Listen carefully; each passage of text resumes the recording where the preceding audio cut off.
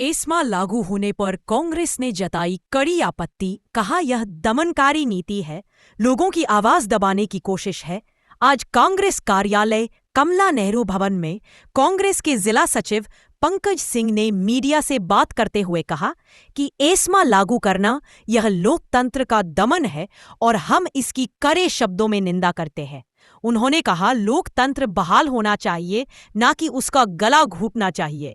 अगर किसी को कोई दिक्कत है तो वह अपनी आवाज अपने मुखिया से बताएगा, लेकिन जब उसकी आवाज दबाई जाएगी तो यह लोकतंत्र संविधान के लोकतंत्र के खिलाफ है।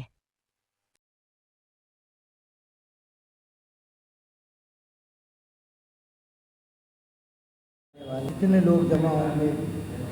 देखिए, दिल्ली हमारे शीर्ष नेतृत्व माननीय राहुल गांधी जी, माननीय प्रियंका गांधी जी, मुकुल खड़गे, सभी जितने वरिष्ठ नेता हैं, उनकी एक आवाज़ पर हम रामलीला मैदान पहुंच रहे हैं। अयोध्या की धरती से सैकड़ों कार्यकर्ता बस के माध्यम से, कोई अपने साधन से, कोई ट्रेन से दिल्ली के लिए हम लोग कूच करेंगे, पहुंचेंगे और हमारे प्रमुख मुद्दे SIR, किसान की समस्या, नौजवान के बेरोजगार की समस्या, शिक्षा की समस्या, स्वास्थ्य की समस्या, इन सब विषयों पर चर्चा होगी।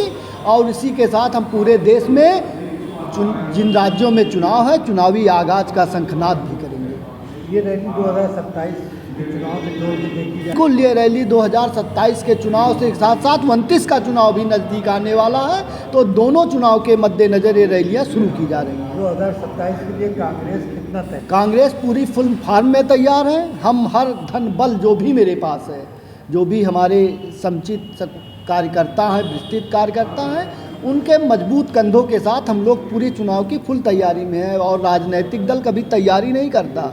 आप जानिए, जिस तरह बॉर्डर पर सिपाही लड़ता है, राजनीतिक दल हमेशा उसी तरह युद्ध में राजनीति के लिए तैयार रहते हैं। एन केन प्राकरण तैयारी की कोई आवश्यकता नहीं होती है। काफ़ी समय से कांग्रेस सत्ता से बाहर।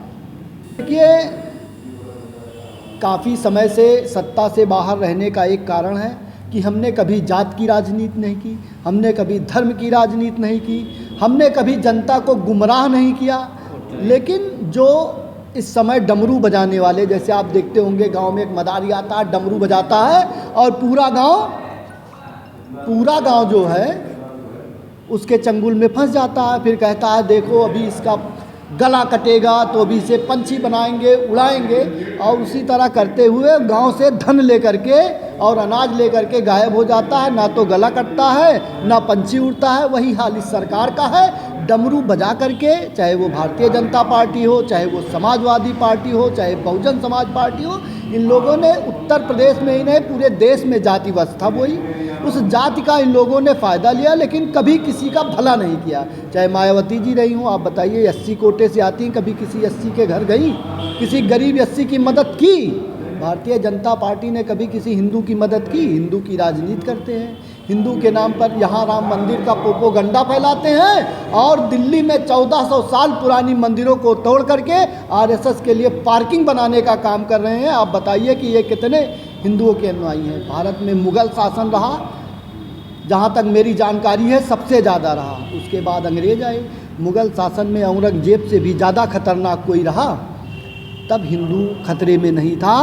आज हिंदूवादी सरकार है पूरे देश में, समस्त राज्य में, दो एक राज्य छोड़ दीजिए। उस राज्य में अगर हिंदू खतरे में है तो आप समझ लीजिए कि सरकार की मंशा क्या है।